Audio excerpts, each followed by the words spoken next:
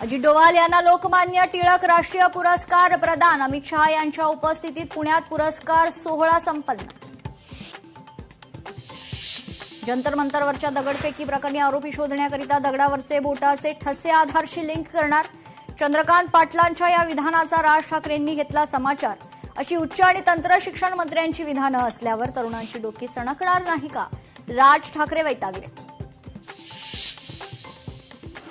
सिद्धिविनायक मंदिरात दरवर्षी 18 कोटींची चोरी. मंदिरातले विश्वस्त चोरी करतात. देश कुठे चालला याचा काहीच विचार नाही म्हणत राज ठाकरेंचा हल्लाबोल.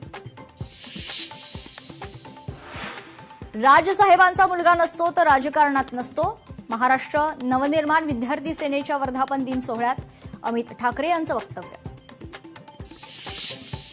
राम लक्ष्मणाप्रमाणे मोदी शहांचं नाव घेतलं जातं. लोकमान्य टिळक पुरस्कार सोहळ्यात उपमुख्यमंत्री एकनाथ शिंदेंचं वक्तव्य. राष्ट्रीय चाणक्य यांना पुरस्कार देण्यासाठी राजकीय चाणक्य आलेत. मुख्यमंत्री देवेंद्र फडणवीसांकडून अमित शहांचा चाणक्य असा उल्लेख. रात्रीच्या अंधारात अमित शहा पुण्यात आले. संसदेत बसायचं सोडून फिरतायत. संजय राऊतांची शहांच्या दौऱ्यावर टीका. आणि जुहू चौपाटीवर 20 दिवसानंतरही परिस्थिती जैसे थे.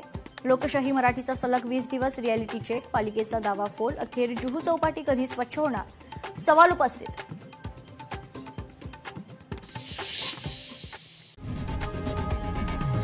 लोकशाही मराठी ऐका, पहा, जागरूक रहा.